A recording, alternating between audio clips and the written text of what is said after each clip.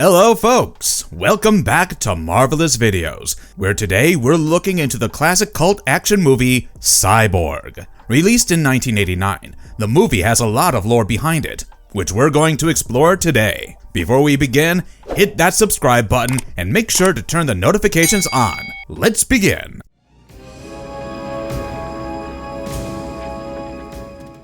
It all began with Menahem Golan and Yoram Globus purchasing Cannon Films in 1979, when it was very close to shutting down. But the two cousins had a plan to bring it up again. That was to make a lot of low-budget movies in the hope that even if most of them fail, the ones that succeed will be able to cover the costs and upkeep of the studio. This technique worked for most of the early 1980s, and their low-budget action films became massive hits. But nothing lasts forever, and nor did their idea. They tried their hands at big-budget movies and took on the production of Superman 4: The Quest for Peace. The movie bombed spectacularly, and Cannon Films began to suffer. During this time, they had plans to direct a sequel to the 1987 movie Masters of the Universe, with Dolph Lundgren as He-Man, and a live-action Spider-Man movie. Cannon ambitiously decided to pull off both movies at once, with Albert Pyun directing both, but problems began to arise. Dolph Lundgren did not want to come back, but Cannon persisted and cast Laird Hamilton in the role. The studio's agreement with Marvel demanded that they release the Spider-Man movie by 1990. So, they came up with a simultaneous shooting plan. Production would begin on Spider-Man before he got bitten by the spider, and after the actor for Peter Parker was sent to bulk up, they would work on the Masters of the Universe sequel. 6 weeks of training later, the actor would return and Spider-Man would resume. But just 2 weeks after this plan was set in motion, the licensing checks Cannon gave to Mattel and Marvel bounced, and negotiations fell apart. The studio and Pyun had in their hands millions of dollars worth of sets and costumes. Since $2 million had already been spent, Pyun suggested making a movie including elements of both movies. Cannon agreed, and Pyun came up with the concept on his flight from North Carolina to Los Angeles. Originally titled Slinger, he wrote the entire script over one weekend, blasting Def Leppard in the background. He drew inspiration for the names of the characters from popular manufacturers of musical instruments. Though Pyun had written the script hoping Chuck Norris would star in it, Menahem Golan cast Jean-Claude Van Damme. Within 23 days, the movie was shot, and less than $500,000 were used. The plot revolves around a mysterious plague known as the Living Death, which threatens to end humanity as a whole. In Atlanta, a small group of doctors and scientists begin to work on a cure, but they need information stored in New York City. Pearl Prophet volunteers to retrieve the info, and the scientists turn her into a cyborg to help her mission. Pearl manages to get the data, but her bodyguard is killed by Fender Tremolo, a pirate who wants to monopolize the cure and get rich off of it. In his dying breath, Pearl's bodyguard tells her to meet a slinger who will take her to safety. As luck would have it, the slinger, named Gibson Rickenbacker and played by Van Damme, finds her. She tells him about her situation, and he readily agrees, as he has his own grudge against Fender. Fender had killed Gibson's lover and kidnapped her sister, Haley. Robbed of ever having a normal life,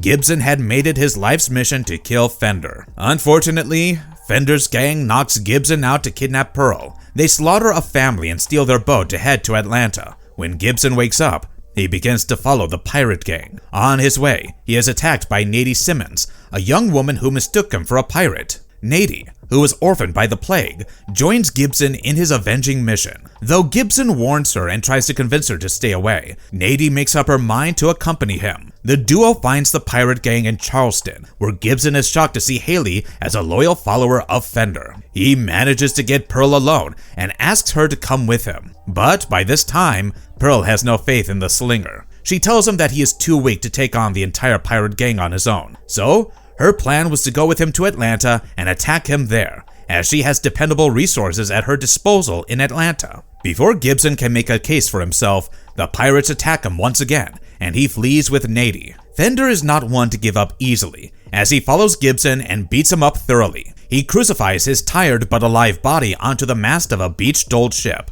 Haley, a bit shocked, lingers around a bit, but leaves with Fender. Gibson is forced to spend the entire night on the cross. In the morning, nearing death, he decides to try one last time and begins to kick the mast repeatedly. The mast snaps, and he crashes into the ground. Nady, who had been hiding in the marsh, comes out to help and free him. Deciding to end it once and for all, Gibson attacks Fender in Atlanta and begins to take down his thugs one by one. Haley makes up her mind and turns against Fender. In the brutal battle that breaks through, Fender stabs Nady. With all his rage, Gibson finally kills Fender with a meat hook. Reunited, Haley and Gibson take Pearl to her destination and head back home. A wonderful blend of science fiction, martial arts, and the post-apocalyptic genre, the movie effectively utilizes the resources it had at its disposal. Sound effects from older canon films, like American Ninja, were reused in the film. All the members of Fender's gang are played by actors who were originally hired to play friends of He-Man in the Masters of the Universe sequel. Every single set, except the sewer set where you can see Nady and Gibson escape, was built either for He-Man or Spider-Man. But it was not all smooth sailing for Cyborg, as problems kept popping up. Every actor who did not play a major role had to play multiple roles to save money. Due to the low budget, Vincent Klin was only given 2 pairs of contact lenses to play Fender. When he lost both the pairs, filming had to stop to look for them. But Klin soon realized that the contacts had shifted up his eyes, as the smoke and dirt constantly irritated his eyes. He adjusted them and went back to shoot. Disagreements between the director and producers started early with the decision to cast the protagonist. As we told you earlier, Pune had his heart set on Chuck Norris, but the producers had Van Damme in mind, as he had already been a part of many canon films. Van Damme was given the option to star in Delta Force 2, Cyborg, or American Ninja 3, and Van Damme had chosen Cyborg. It's debatable whether Van Damme is happy with the choice today, as he has later admitted to not liking the film. Though Pune had reservations against Van Damme because of his accent, the producers pushed him to rewrite the script for Van Damme. The decision to cast for Fender, however, was left to Pune. Pune had previously met Vincent Klin through Laird Hamilton while working on Masters of the Universe 2. He believed that Klin would be a great villain to Van Damme's protagonist, and we couldn't agree more. Pune had a lot of ideas for the movie and wanted to release it in black and white in order to give it more of a Norwegian film feeling. The producers vehemently disagreed. His ideas reportedly bothered Yoram Globus so much that he once threw a stapler at the genius director. The original cut of Cyborg, which involved the creative input of Pune, was 2 hours long and much more violent. Jean-Claude Van Damme's long and winding dialogues were all dubbed by someone else. When Cannon held a test screening of the original cut, out of 100 audience members, only 1 liked it. There is also a rumor that the movie was so bad that Jean-Claude Van Damme sat down in the empty theater after the audience had left and cried. Though we don't know whether the muscle from Brussels actually wept, what happened next is a fact. He had to talk with Golan and Globus and convince them to give him 2 months to edit the film, promising to pay out of his own pocket. Van Damme had previously successfully edited the movie Bloodsport, so the producers agreed. Within 2 months, Van Damme and his friend Sheldon Lettick created a much more commercial edit of the film, and that is the cut we all know today as Cyborg. Van Damme also consciously reduced the violent scenes in the film, as the original cut was rated X. His efforts paid off, and the final cut was given an R rating. Another major change was brought to Vincent Klin's voice.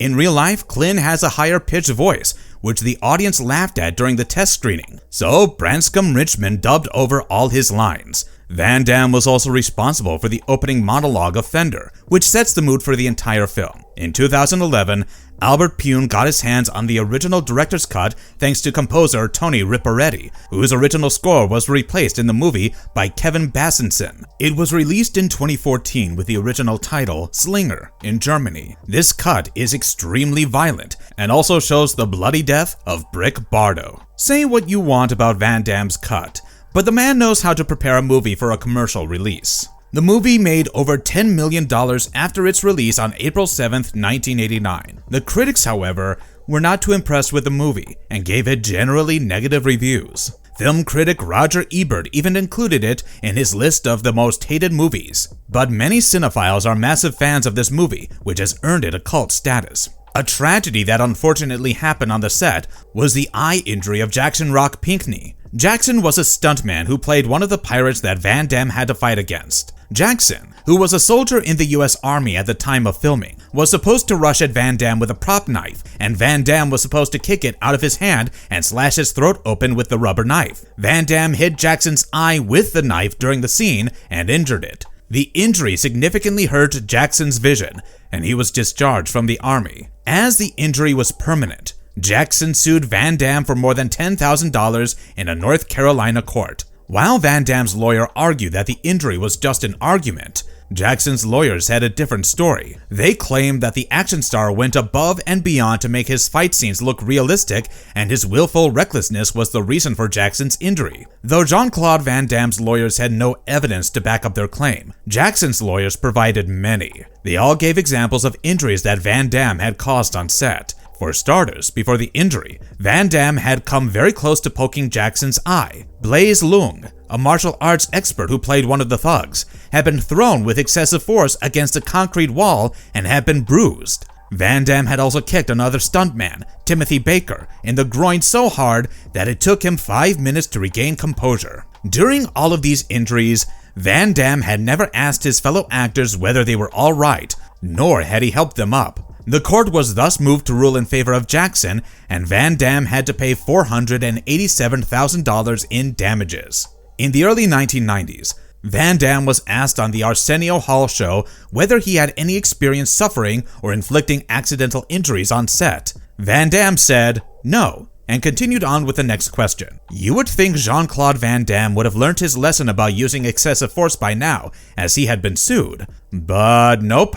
He starred alongside Liam Hemsworth in the 2012 movie The Expendables 2. In an interview with Graham Norton, Hemsworth admitted to being kicked rather harshly in the chest. In lieu of an apology, Van Damme apparently told him that it was a controlled kick. You can take him out of an action film, but can't take the action out of him. Despite the cult status of the film and the decent box office collection, Cyborg became one of the last few films to be released by Canon. A sequel to the movie, titled Cyborg 2, was released in 1993 and stars Angelina Jolie and Elias Koteas. Written and directed by Michael Schroeder, the movie was followed by Cyborg 3, The Recycler, which did not see a theatrical run and was a direct-to-video release. Both the movies had nothing to do with the original and have surprisingly gained more negative reviews than the original movie did. One of the most influential parts of the movie is Fender's opening monologue. Rapper Method Man used the monologue in his song Judgment Day, released in 1998,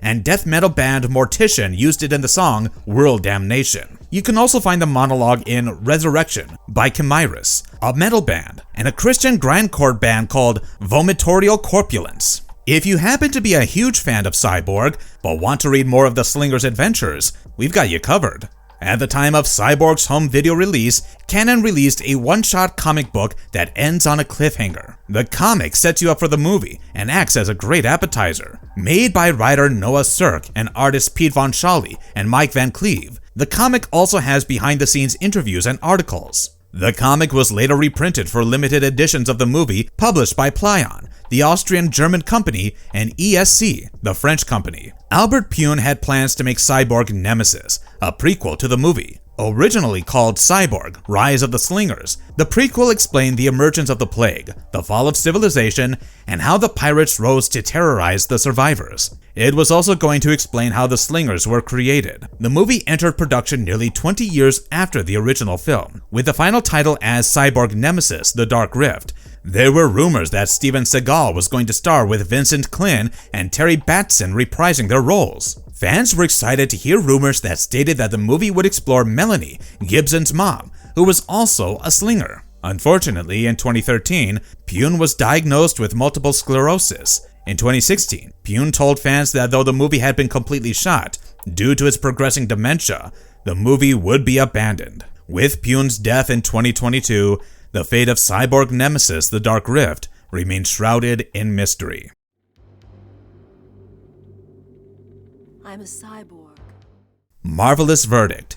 If you're someone from the new generation who turns their nose up at old actors and directors, Cyborg is definitely a movie you should check out. The movie reveals why Jean-Claude Van Damme and Albert Pyun were so respected in their jobs and boasts of their unbreakable legacy. What do you think of this movie? A monument of Hollywood excellence or a nostalgia cringe fest? Let us know in the comments below. If you like the video, make sure to leave us a thumbs up as it gives us all the energy we need to work on more awesome content. We'll be back again with many more videos, but until then, stay awesome and take care. Goodbye.